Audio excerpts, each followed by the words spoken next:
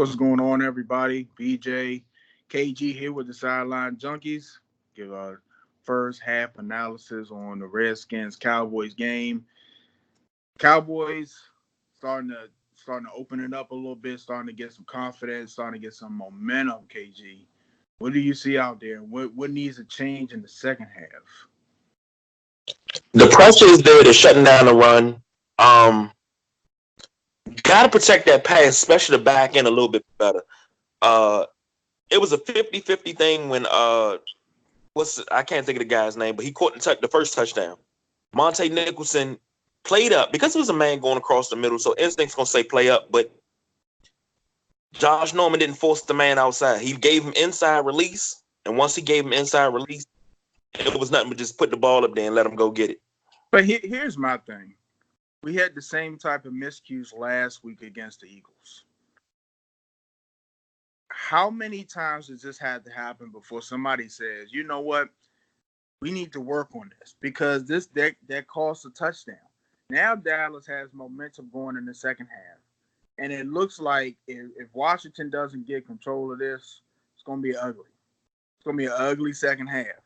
And the other thing the Redskins have done, they put the rest of the league on notice that you can test Josh Norman. If you can get Josh Norman in a one-on-one situation, which it looks like you can because communication is non-existent in this secondary for some reason. All right. I just don't understand how you bring the problems from last week to this week. You're supposed to work on that, fix it, and stop this blown coverage. I don't care whose responsibility it was. It's just another blown coverage that caused points. And now you got to go. And the thing is, they tried Josh Norman again, and the ball was underthrown. That would have been 6 points. So it's they have to get it together. This is one of the weak points I've been saying that the Redskins and everybody knows it.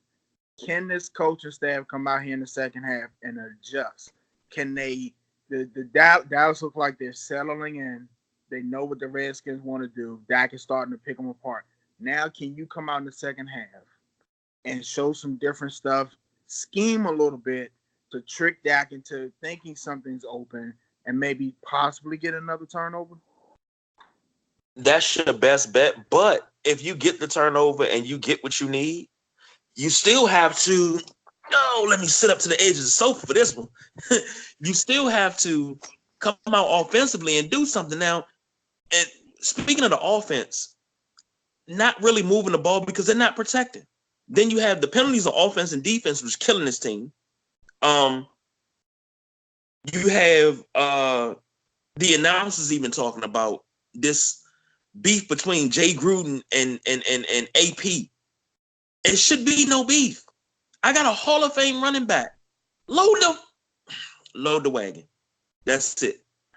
Yeah, they were talking early in the game, and I think it was Pam Oliver saying that Jay Gruden wanted to be more balanced and didn't like AP's north-south style.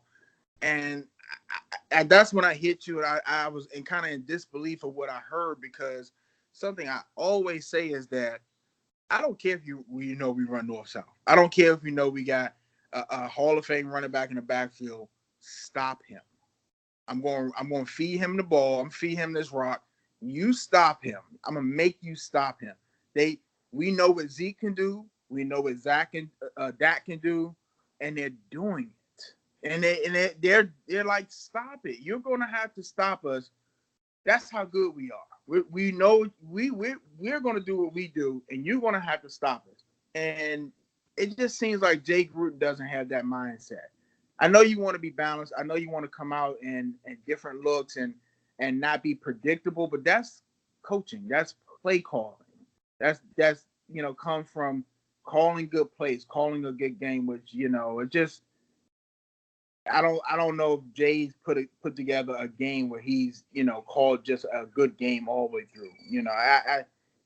It's going to be a long second half if they don't corral Dallas off the break. They have to come out and snatch that momentum back. Well, if things keep going like this the next couple of weeks, because you have Granted, we talked about this schedule when it first came out. It's a tough first part of the schedule. You play like this against New England, you're going to get blown out 58-0. But then you also have to look at it. This whole coaching staff is on the hot seat now. Now it wasn't the whole coach staff, it was just Jay. Now you got to. I'm looking at Minuski sideways now because when it was between him and Joe Barry, I prefer Minuski. Now I'm looking like an idiot because Minuski's not doing anything better than Joe Barry. He's not doing anything better than Jim Haslett. Hey man, they're not scheming for these teams. Yeah, it's the breakdown in communication and coverage is really tough to see, and it's frustrating to see, especially when it goes on. The same thing happens week in and week out. It's just at some point somebody has to be like, hey, you know what? We're getting burned in the secondary. We're going to have to go ahead and fix this. We're going to have to go ahead and figure out what we're doing wrong, better communicate, whatever the case may be. Like I said, you can blame whoever you want. I don't care whose responsibility it was. Last week it was Josh Norman that checked up on the receiver, and Monte Nicholson could have got burnt two ways. We talked about that with Nelson Aguilar and Deshaun Jackson. He would have got burnt either way. Now Monte Nicholson checks up on somebody, and I don't know why you would leave Josh Norman. And I'm not saying he's slow, but when you talking about throwing a deep ball, I'm going to Josh Norman's side because I know he's not going to keep up with my speedsters on my team. So give me your keys for the second half. What has to happen in the second half? Number one, you got to put up points. You can't keep coming up empty and punting and penalties knocking you back. That's the one for the offense.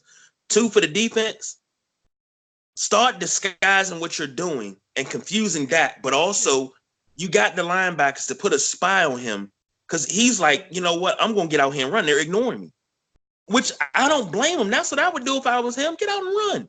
Yeah. Kellen Moore and Jason Garrett, after the middle of the first quarter, they've called a pretty good game. Yeah. And I mean, the mix of pass and run and just what they're trying to do, they're doing it. They're imposing their will. So as a Redskin, you have to change that. And you're getting the pressure back there, but you got to have somebody else that can get back there too and get back there and start cleaning them up.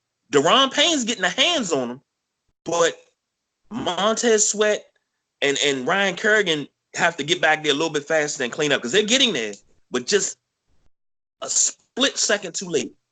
Now here's my keys.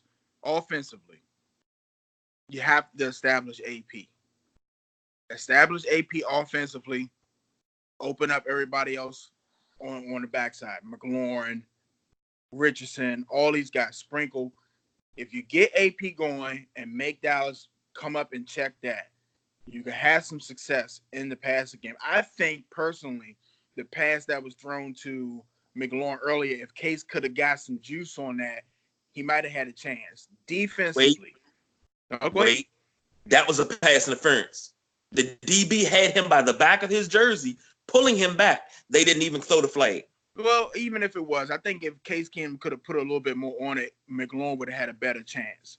All right, defensively, I love Cole Holcomb's energy, even though he got burned for the touchdown against Witten on the last at the end of the half. I love his energy. I love that. I love his motor. I agree with you. I think they're going to have – I would rather Dak beat me in the air. I want to shut Zeke down. I want Dak to pass the ball. I want Dak to pass the ball and beat me that way. So, KG, the game is starting back up second half. We need to get out of here and let these people enjoy this game. All right. That's it for us. Peace. Sideline Junkies out.